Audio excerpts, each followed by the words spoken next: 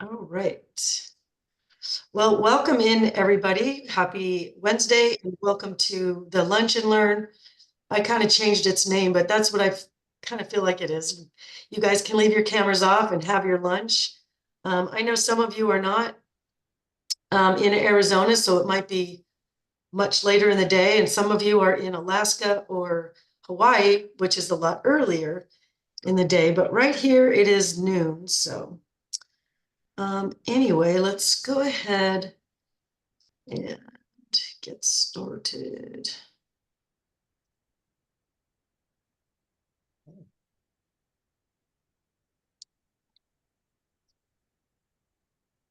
All right, so welcome everybody. This week we are talking about, I stole the name Atomic Habits. That's the name of a book, which I would recommend. You can get it on tape, and you can find a million little clippets and bits and pieces of both the author and other people sharing bits and pieces of the book, Atomic Habits. And that's how I kind of picked up a lot of the stuff I'm going to share with you today. So it really, really does break down habits and how to create them. And so that's kind of what I wanted to share with you today. We don't really, or I never really um, gave habits much of a thought. But in doing all the certifications that I have, I kind of had to learn some of that stuff. And even as a nutrition coach, the whole thing on goals and goal setting and the types of goals. So we'll be talking a lot of all of that stuff today. We got some shout outs and some welcomes. I'll be talking about the atomic habits in the book, the step-by-step habit creating, smart goal setting, the laws of behavior change. And then of course there's Q&A. Does anybody have anything before I dive in? Any questions that's burning on the back of their mind that they want to get out of the way, or anything coming up that they want to share? There's always time at the end. We'll save that for you as well. So does anybody have any wins they want to share this week? I'm sure I have some, just can't think of it. We'll think of it at like 3 a.m, right? That's when I remember mine. All right, so let's start with some shout outs. We've got Amy down 16 pounds. She's thrilled, super thrilled with the program so far. She said everything else she's tried, nothing has been able to get rid of the bloat, but her bloat is about 90% gone, which apparently was the reason she signed up for this whole program. So congratulations to you, Amy. Linda down 2 to 3 pounds consistently every week. She sends me her stuff every week. She journals every week. So consistency is key. We're going to talk a little bit about that today. But she's consistently down 2 or 3 pounds.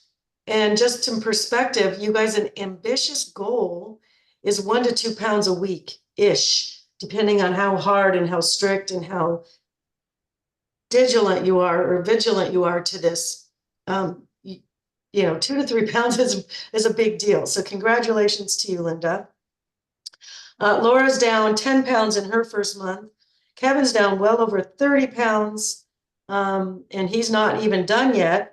So that's really, really exciting.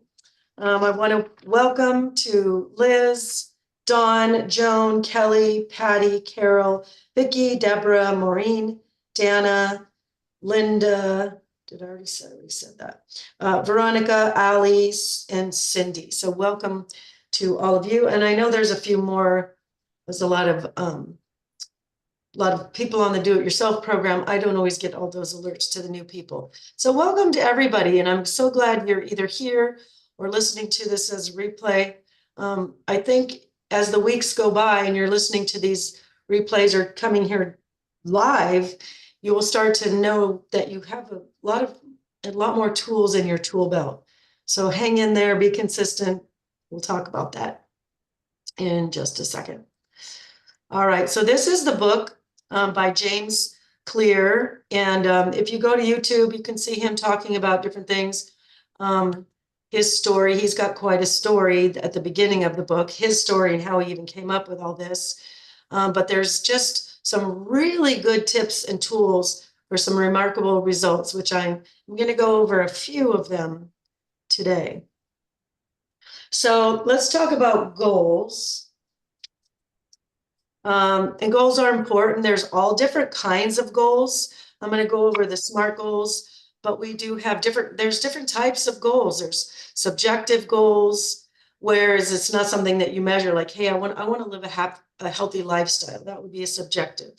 Objective goal would be, well, I want to lose 25 pounds in 3 months, something like that. That would be an objective goal.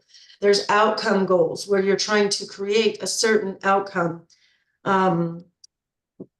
where you may not have control of the outside factors. Like, hey, I want to lose more weight than my colleague, but you have no idea how hard they're going to work or if they're going to fall off the wagon. So you don't have any idea. There's performance goals where you do have, it's just about what you're competing with your own self. And then there's process goals, which are the little processes of what it will take to reach these other goals. Your process goals will help you obtain your performance goals, basically. I wanted to go over what actual SMART goals are. And this is pretty basic in general, but SMART stands for specific, measurable, achievable, realistic, and timely. So specific. So if you say, hey, I want to lose some weight or I want to get healthier, that would not fall in the category of a SMART goal because that's nothing you can measure. You know, you might feel better, but how do you even measure that? You want something specific. So you might put a certain amount of pounds to it. You want to maybe fit into a certain size. You maybe want to achieve a certain physical goal, like I want to be able to run at a certain speed for 15 minutes without taking a break. Whatever, that's something that's very specific that you can measure. That would be the S in specific. The M is obviously for measurable. It has to be something that you can measure. So if you say, I want to make more money, or I want to lose some weight, or I want to be happy, that's really not something that you can measure. But if you say, I want to make X amount of dollars per month, or X amount of dollars per year, or I want to lose X amount of pounds per month or per week or whatever, that is absolutely something that you can measure. Achievable.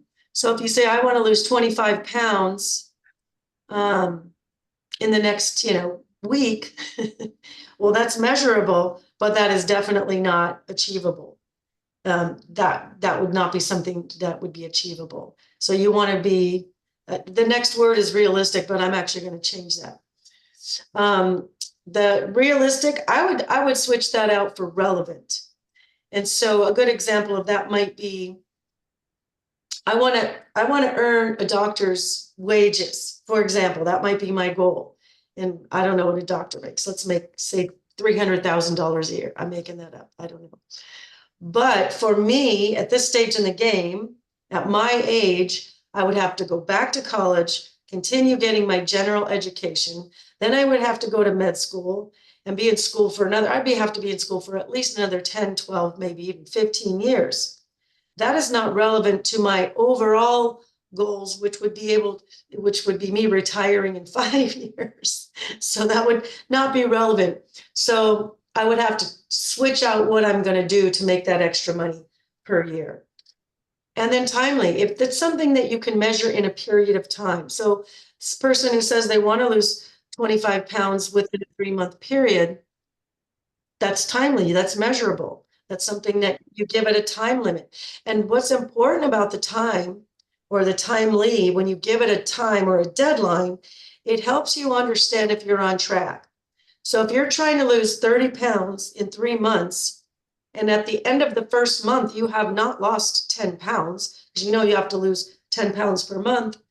If I've only lost 2 pounds in that first month, it's measurable, but I'm clearly not on target to hit my goal of 30 pounds in 3 months. So I have to change something. I have to do something different. I might need to go ask for help, or maybe I know exactly what I need to do or not do. But either way, by giving it a time, it tells me whether I'm on track to hit my goal on time or not. So giving it a time or a deadline, but it's got to be realistic or achievable. You know, I can't lose 10 pounds by tomorrow. That's not achievable or doable, and that's not gonna work. So hopefully that's how this is what a SMART goal looks like. All right, so now that we kind of got a good idea on goals, what's more important, goals or systems? I'm sure you guys will all get this. I know this is a pretty smart group, but every single team member on every football team, on every basketball team, on every pickleball team, on every sports team that ever was, I would venture to say their goal is to win that game or win that championship or get to that next level. But you got to get to that next level by winning, right? Well, all of the team members all have that same goal, is to win or get to next level. But it's the team that has the best systems that's going to get you to that next level. So if team A gets up, they get up at 6 o'clock in the morning and they practice for 2 hours, then they have their shower and their breakfast and their this and their that. They come back and they read, they go over the plays, and then 3 hours later they get on the field and they practice again. That might be their system with how they practice. If team B doesn't really have a system, oh, we're going to practice sometime next week, or we might meet on Thursday, but we don't give it a time, is not measurable, it's not specific, then the chances of them winning between team A and team B, we can pretty much figure out who's gonna get that trophy. Same with climbing any kind of mountain or achieving any goal that we might have, even if it's cleaning out the garage. You might have a goal to clean out the garage, but if you can create a system where it's okay, I'll do a fourth of it on this day, a fourth of it on that day, the other fourth on another day. You break it down into systems or break it down into chunks, that's going to make it probably more doable, and likely to achieve that goal is going to happen. Massive change versus 1% shifts. Well, let me see here. All right, so I get a lot of new clients every day. I'm getting new clients every day. Business is going well, going good. And I get some people who are terrified and they're nervous, and that's rightfully so. We're asking you to do a lot of things that are different from what you've been doing, perhaps. This is not how I used to do things, and it's just a little bit different. And so it may be a challenge to do some different things. The 1% shifts, what James Clear talks about in his book, is he says changing by 1%, if you change just 1%, you change 1% every day for a year, you will be 37% better than you were at the end of that year. So we think of massive change, and I hear a lot of clients, Tammy, whatever you tell me to do, I'm going to do. I'm willing to make all these massive changes. If you tell me to get up at 3 o'clock in the morning, I'm going to do that, and I'm going to go to the gym at 3:30 in the morning, and I'm going to starve, and I'm going to do this, and I'm like, they're just make all the changes.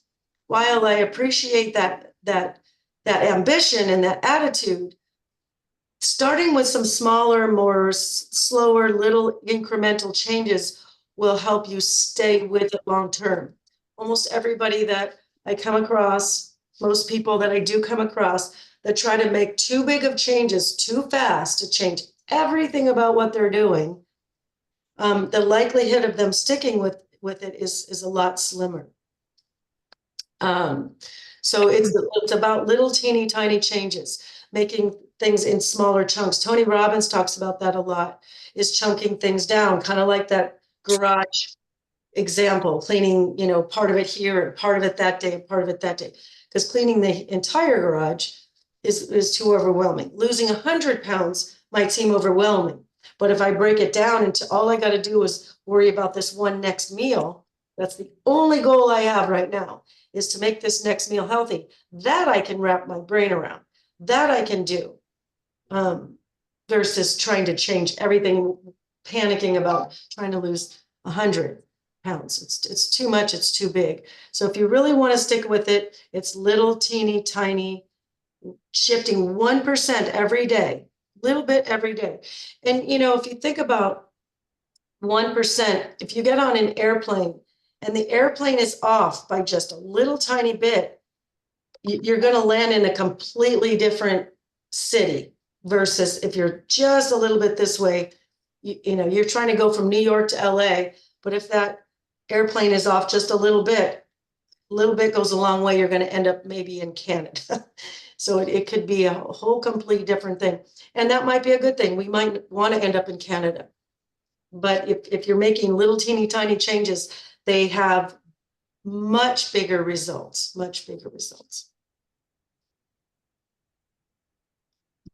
All right, so willpower versus discipline. Discipline is basically choosing, let's see, doing what you know needs to be done, even though you don't want to.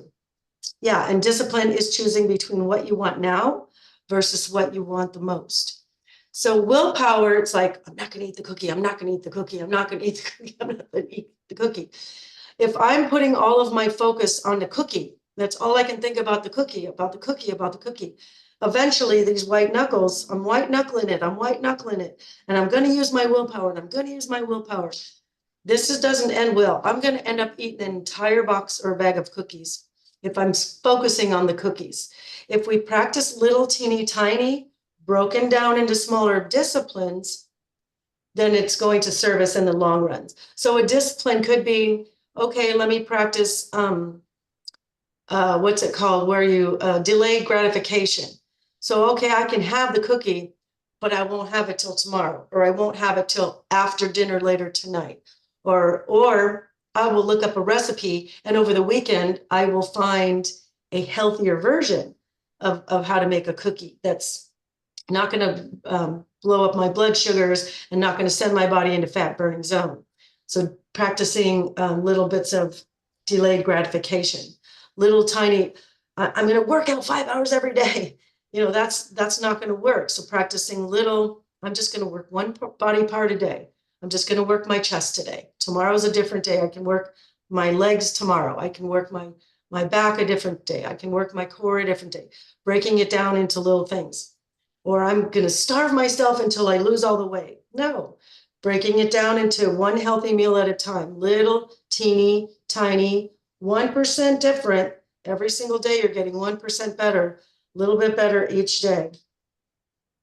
Your level of discipline is what determines your level of success. And so let's go with discipline. So it's discipline is little teeny tiny practices or little teeny tiny habits that you start to begin to implement. And I will talk about that. All right, so this one is a big deal. This one is, who are you becoming in the process? He also talks about that in the book. Because who you are, how you identify is how you show up. The strongest force in the human personality is the need to be consistent with who you think you are. So as you're going along in this process, is what do you believe about yourself? Who do you believe you are? What do you believe you're worthy of? What do you believe you're capable of? And so if we're starting from a place of, I'm not sure I can do this. I've never been able to do this. I've never been able to do it before. I've failed before. That's not who I am. I'm just kind of an average bodied person. These are the stories that we are telling ourselves. These are the stories that we have told ourselves over and over and over again. It's an internal dialogue. And it can be your very best friend, and it can be your own worst enemy. So we've got to figure out a way to change the stories. And I love Jim Rohn. If you guys write his name down, his last name is spelled R-O-H-N.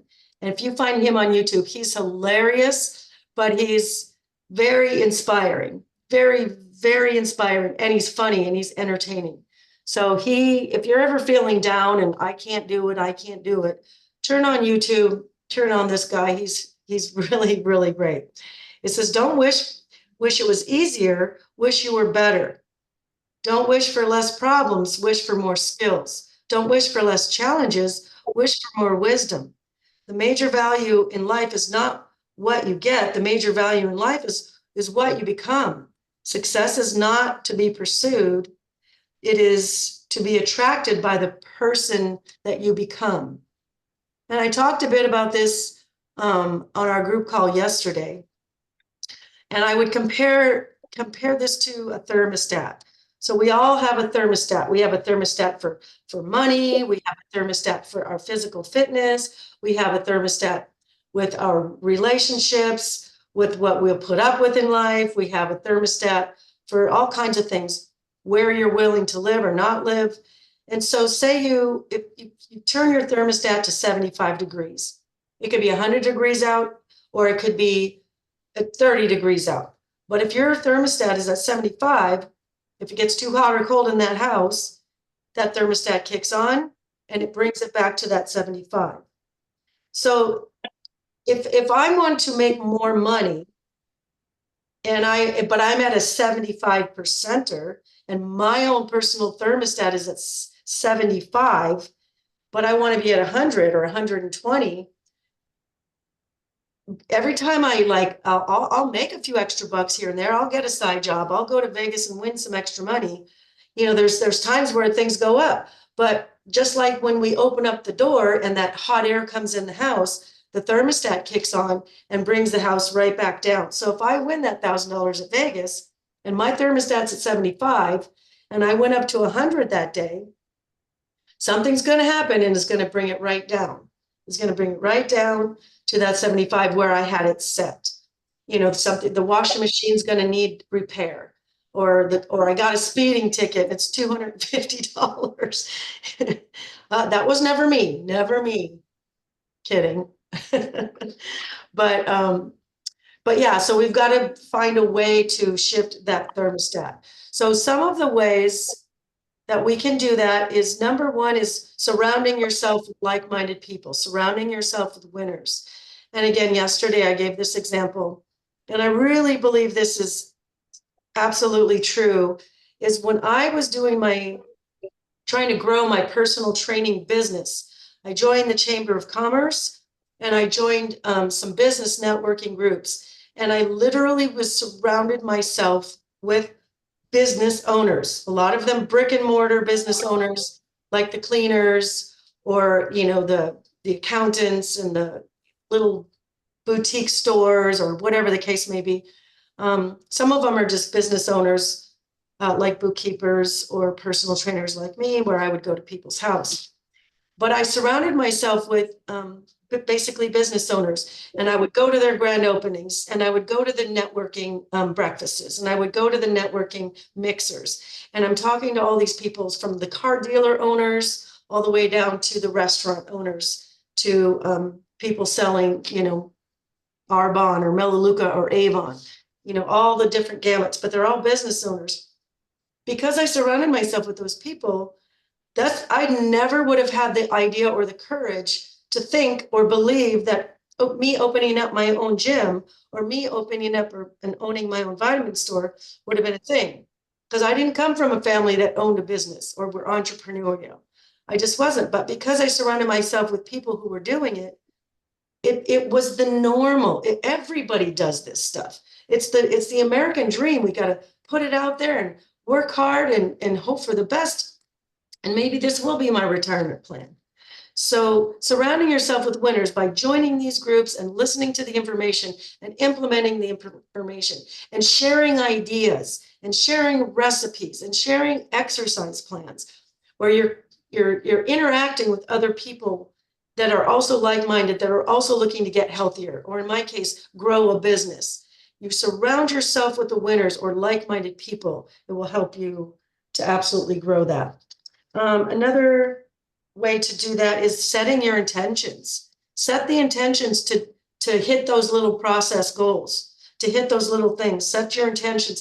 plan out your weeks, set the intention to work out X amount of times per week. Set the intention to plan when during the week you're going to do that. Set the intention to when you're going to meal prep.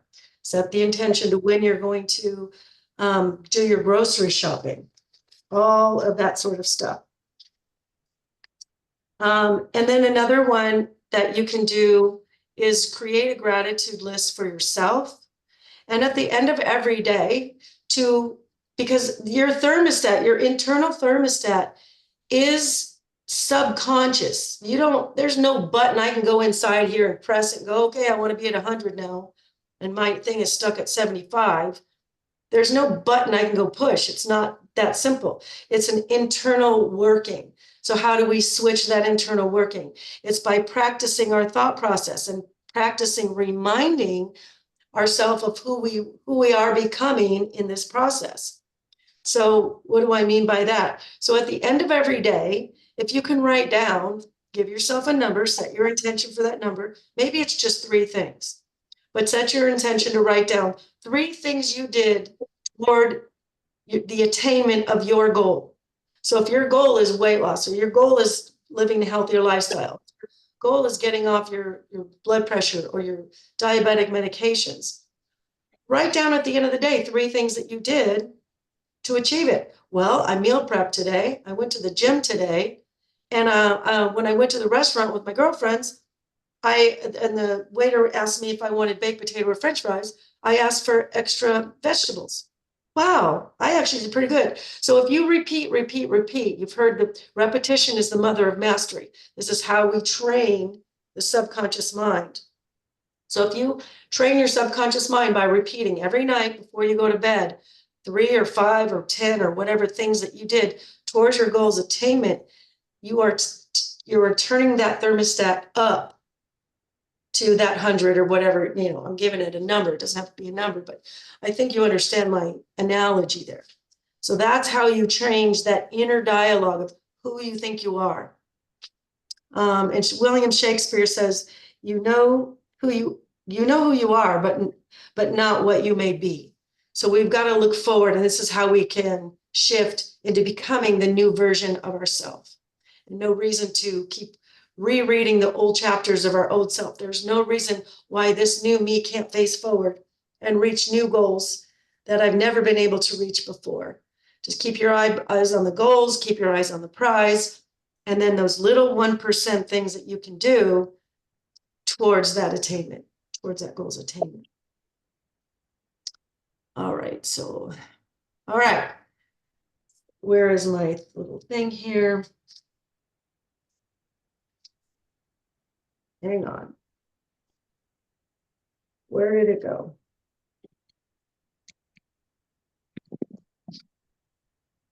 All right, here it is. All right. So the 4 laws of behavior change. We've got the cue, we've got the craving, we've got the response, and we've got the reward. So what is the cue? So the cue, we want to make it obvious. So if your goal, if you're trying to get healthy and your goal is to drink more water, you want to make it obvious. Put a bottle of water in every room. Put it on your nightstand. Put it on the kitchen counter. Put it on the couch right by where you sit and read your book or watch TV. Put some, fill up your bottles of water and keep them in the refrigerator. So every time you open the refrigerator, those bottles are there. You're trying to work out more. Make it obvious. Make your workout clothes handy dandy. Make them easy to reach. If I have to wake up in the morning and think about what I'm going to wear versus had I pulled out my workout clothes the night before, making it obvious and pulling those clothes out the night before is going to help me with my behavior change. Especially if I've never worked out and now I'm trying to add workout to my daily routine and I really don't feel like it. If I make it real obvious, it's going to make it much more doable. So one of the ways to make it more obvious also is habit stacking. You put it with something that you're already doing. So if I want to drink more water, you might put a bottle of water in your bathroom when you brush your teeth. So every time first thing you brush your teeth in the morning, and then you drink an entire bottle of water, boom, now you're 16 ounces in the game of getting those ounces of water in. Redesigning your environment, making your environment user-friendly, having fruits and vegetables, filling your fruit bowl up with other things other than, chip clips or something else. Having things handy and ready to go, making it obvious. Let's see. So craving, making it attractive. So just like anything else, we have a cue, we think about a cookie. Oh, now we've got a craving. Let's do the opposite of that. So making it attractive, pairing a habit, which is called temptation bundling. Making your gym close to your house. If you want to sign up for gym, or for me, I work out at home a lot. My schedule's gotten so busy, but I know it's important that I do something. YouTube is very handy for that. But I have my own my routines. So making it attractive, which is a time saver for me when I do it at home. But if I set up to dance several times a week, that's my hobby and my love. That's something fun to do. So I can kind of combine getting some cardio work with my favorite thing to do and my social time. So for me, that's how I handle that. You can also add something like temptation bundling, whereas it's okay, so if I do the workout, then I'll allow myself to binge watch my junk food Netflix series, something like that. You got to make it super, super, super easy. So your response is making it easier. So that way you don't need to have willpower. Make it easy for you to eat your vegetables. So if you've meal prepped, that is the best way to make eating healthy easy. If you have your food with you when you go to work, bring a lunch that you've already prepared. It makes it way easier, because if you didn't, you're trying to go through drive-through, that's not going to serve you. No willpower needed. You don't need any willpower if you've made it easy for yourself by getting that meal prep done. Taking the friction or the hard part out of it. Food delivery, a meal prep service, whatever you want to do to make it easier, you can. That will help you. And making it satisfying. The best way to make it satisfying, I found, is tracking things. So you feel like you track all your workouts. Like I worked out 20 minutes and my heart rate was up at this. And look, my heart rate is improving. So actually I can see where I'm measuring and I'm actually seeing a result. Tracking your food, going, oh, well, look at me. I've had all these vegetables today. Tammy told me to eat more vegetables, and look at I'm doing it. And it makes you feel good about it, which is again conditioning your subconscious mind and reminding you of who you're becoming while you're doing it. So tracking is a really, really great way to make it satisfying. Being able to fit into your clothes, that's always a fun thing too. All right. Another one, be patient. I would say probably 100% of my clients say, because I'm like, yeah, you're doing great. You're doing great. And you're like, yeah, but I really thought this was going to be a lot faster. You know what? It didn't come on overnight. It's not going to go away overnight. It's one day at a time. It's one meal at a time. It's one workout at a time. It's one little meal prep at a time. If you, like I said, making things easier. When I do meal prep, I chop all of my onions and bell peppers and some other veggies, and I freeze them. So that way it's easy for me to make these meals, make a dinner at the end of the day. And it only takes a few minutes to make a dinner versus a couple of hours, and fewer dishes as well. But be patient. It doesn't happen overnight, but it will happen for you. Just hang in there. Everybody's different. Only compare yourself this week to your old self last week. Don't compare yourself to your neighbor or your husband or your brother. The men lose weight faster, so certainly don't compare yourself to your brother or your husband. That's not going to serve you at all. One moment of patience may ward off great disaster. One moment of impatience may ruin a whole life. I thought that was funny. All right, so some tips: optimize your environment, making things easy. Like I said, having things handy, ready to go. Like I said, chopping your onions and your veggies. So when you go to start a meal at the end of the day, it's done for you. It's easy. When I buy fresh herbs and I don't use those herbs, especially like cilantro and basil, I never go through the whole thing. I end up throwing it away. You don't have to. Put them in an ice cube tray, put a little bit of like avocado or olive oil in it, and then freeze it. And then you can put those in a frying pan as needed. But making it really super, super, super easy and making your environment best. So another way, if you're finding yourself that you're wasting time and you're scrolling through social media, a thing might be to eliminate the app from your phone. If you're watching too much TV, unplug the TV or something to make it a little bit more difficult to do, a habit that's not as good. If you want to read more books, have your book handy or have your book as an Audible so that you can always have your book with you. If you're trying to drink more water, again, having the water bottles around the house, buying some really cool hydro flasks and filling them all with ice. And that way every room has one. It's cold and it's so much better. And it's fun to walk into a room and there it is, it's ready to go and you're drinking it up. But optimizing your environment will really help build new habits. And then when those water bottles aren't there, you will miss them. And for me, that has changed my water drinking game. So invest in a couple of hydro flasks, fill them with ice and water and put them around your house. And eliminating the things that are taking you away and wasting your time, taking you away from your goals, and making them harder to do or to reach. If you have candy or cookies in the house because someone else lives in the house and they have to have them or they will die, which we all know isn't true.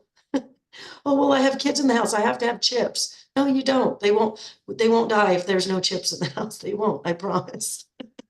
But if you have to have them in the house, put them where you can't see them. Put them in the freezer, put them on the top shelf, put them in the garage. Optimize your environment. This one is great, the 2-minute rule. So a good example of this one is like, okay, you've joined this program and, we get you through the cleanse, we get you through the detox and we say, okay, now it's time to exercise. And some people that come to us have really never been to the gym. It's never been on their radar. It's just never been a thing. It's just never been a thing. So we're like, okay, now it's time to start working out. It's like, oh my God, how am I going to do that? The 2-minute rule, what that is breaking it down into something that you can do within 2 minutes or less. So what can I do in a 2-minute rule? Well, I can put my tennis shoes on. That I can do. Now I feel like I've just achieved something. So if I say I'm going to go work out for an hour at the gym across town, there'll be 100 things to get in my way before I even get across town, much less even in my car. There's work, there's something else to do, there's laundry, there's my job, there's my kids, there's my boss, there's my everything. There's too many things. So if I break it down into smaller pieces, like that I can do within 2 minutes, that's great. So 2-minute rule, okay, first get the tennis shoes on. Great. What can I do in 2 minutes? Well, I can scroll either YouTube and find a workout, or I can go into the course, go to module 5 and pick out which body part I'm going to do today. And I can maybe look at what my choices of those exercises are. All of those things I can do in 2 minutes. So finding the big goal or the big practice or the big habit or the big thing we want to do and breaking it down into smaller little things that you can do in 2 minutes or less. I did talk about habit stacking. That's the one that we do where we're already doing something. So if I have my water bottle by my toothpaste and my toothbrush, I'm going to get in the habit now of drinking my water because I see it right by my toothbrush. And I know I'm going to brush my teeth every day. That is a habit that I already have. So that might be something that you can add. What other habits do we have? Okay, well, I also shower every day. Now, if it's at the same time, sometimes I shower after work, sometimes I shower before work. So you got to use what makes it work. Like a coffee in the morning was a thing. Okay, I switched out that habit for the Ticino, but that's when I take, before I drink my Ticcinos, when I take my probiotics and my blood pressure medication, and then I have that coffee or Ticino. Then I eat my breakfast, and then I have the rest of my supplements. So I paired my supplements with my breakfast, but some of my before food supplements with my warm drink that I have in the morning. So stacking a habit that you already have with something that you're trying to incorporate that you want to become a new habit. Temptation bundling, I already mentioned that as well, is putting that with something. So you take a habit that you, something that you love and that you want, and you make yourself have to do the thing that you don't want as much, but make yourself do that first, and then you get to do the second. So if you know you're not, shouldn't probably be watching too much TV, but you really want to, make it say, well, if I do a workout first, then I get to watch the TV. If I do my meal prep, or maybe even meal prep while you're watching your Netflix binge thing. I do that sometimes too. And that's a good way to do it. They don't have to be separate. They can be at the same time. I don't care how you do it. If you're going to make meal prepping or exercising, you can listen to your favorite music while you're exercising. That's inspiring. That's fun. That makes me want to bounce and move faster. You get something upbeat. Bringing the thing that you love into or next to the thing that you're not so excited about and bundling those together. CCIA. What the heck is that? It's consistent, committed, imperfect action. So what does that even mean? It just means just keep going. Okay, it's not going to be perfect. Oh, I forgot to meal prep, and okay, next time I will meal prep, or I ran out of my chopped onions and I wasn't as consistent with keeping a bag of that frozen thing in the freezer. But just staying consistent with your consistent and committed, doesn't have to be perfect, little teeny tiny actions. The more you stay consistent, the better off that you are. So like I talked about, who are you becoming? Who are you? So if your goal is to exercise more, if all you do is like one push-up, you get up and you do a push-up, great. What you're doing is you're telling yourself, I am the person who doesn't miss her workout. We all know one push-up isn't going to do anything today, but what it does is tomorrow we maybe aim for 2. And that's back to that 1% thing. So each time we add a little bit more, or maybe we push up on the wall and then we move it towards the kitchen counter, and then we go to a bench, and then we go to the floor on the knees. So it's a way to consistently grow and build and get that 1% better every day. Doesn't have to be perfect. You don't have to beat your whole body up. Just do that one push-up. And that's, of course, just an example. Oh, I decided to put my funnies at the end. It's Saturday. Should I sit down and do nothing or lay down and do nothing?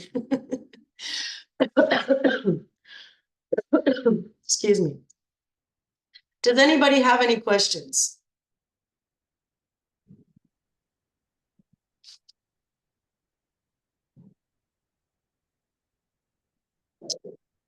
Any comments? Does anybody have any habits they would like to share that's helped them that they started? Tammy, this is Karen. I I agree with everything you said, and it's just good to hear that reinforcement. I just came off of a trip and I didn't know how I was going to handle being on a cruise.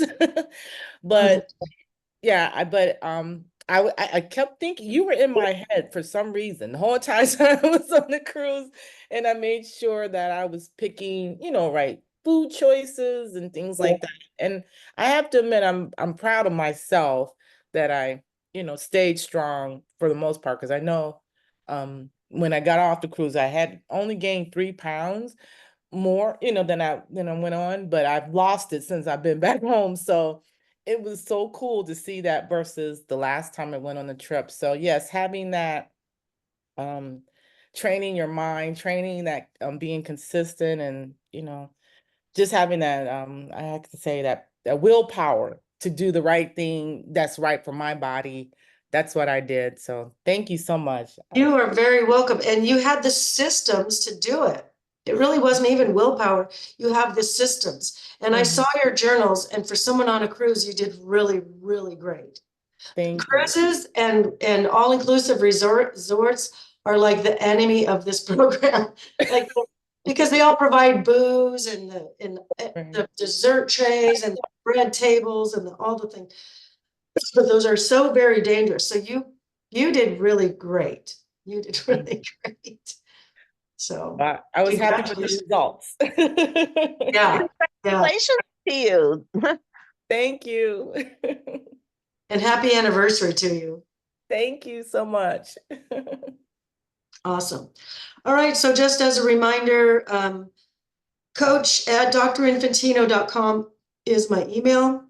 And then the scheduling link is coachtammy.drinfantino.com. And that's where you can go to fill out your weekly journals. That's where you can go out to fill out the weekly check-in sheet. And that's where you can go out to book your one-on-one coaching calls with me if you're a current member. Be sure to hit the one-on-one with coach, because if you just see the calendar right up front when you first go on this page, it'll take you to an onboarding call. So if you've already done that, you're welcome to do a second or third one if you feel like you forgot how the program works, but just know you're going to be on with a group. Hit the one-on-one with coach to get a one-on-one coaching with me.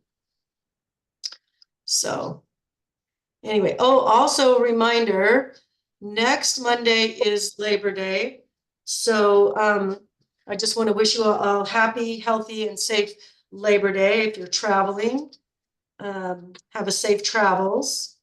If not, I will be back on Tuesday, Wednesday, and Thursday for the group calls, and I'll still probably answer my phone over the weekend and on Monday, somewhat on Monday. I think I'm going for a day trip on Monday, but anyway, just to put that out there. Does anybody have any questions about anything else that they're dealing with or a struggle?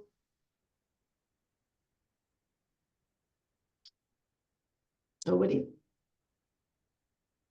All right, well, I guess you all are doing super fabulous. So congratulations on that. Someone just joined us. Welcome and Joy. I'm just about to say goodbye. Sorry you missed it, but I do have it on record so you can catch the replay. No worries. I'll listen to it a little bit later. It was quite a busy morning today at work. Oh, okay. Yeah, sorry. I let you in, but I'm just actually saying my goodbyes right now. Okay. If you All have a right. question, you can ask it now. Otherwise, I will. Question, Tammy. Yes. My question. Oh, just Don't want to be say sure it. the Tuesday, Wednesday, Thursdays, those are 3 different trainings, or this? Yes. Are They're those 3 different trainings or the same? great question. Yeah. So, yes and no. So the topic next week is going to be all on supplements, but which supplements I talk about will be different each day. Mm, Does that make sense? Got So it. what you're going to Okay. get on Tuesday might So it's not. not exactly the same. No, Yeah, so no, on Wednesday when I do the whole PowerPoint, I'll kind of touch on most of the things, but I might go in a deeper dive of things that aren't on that. I'll talk about stuff that we don't even sell, just so you guys can get a good understanding of like what's some of that stuff can be a waste of money. Some of it, it's really very helpful. Some of it depends on the brand. So that's the kind of stuff I'll be talking about, the supplements that we provide and what they actually do. So each day will look a little bit different. And that's typically the case. So Thank you. like when I talk about exercise, one of the days might go a deeper dive on cardio, while another day might be a deeper dive on strength training. And then another, and how that relates to weight loss and body composition, where I didn't even mention that on the other day. So it's still going to be on the umbrella of that topic, but a deeper kind of a little rabbit hole kind of for each little subtopic. And then it's a little bit more general on Wednesdays. Mhm. I do all the topics, but not such a deeper dive, I would say. And it depends on the questions. People start asking questions and it goes left field, and it's, who knows? Yeah.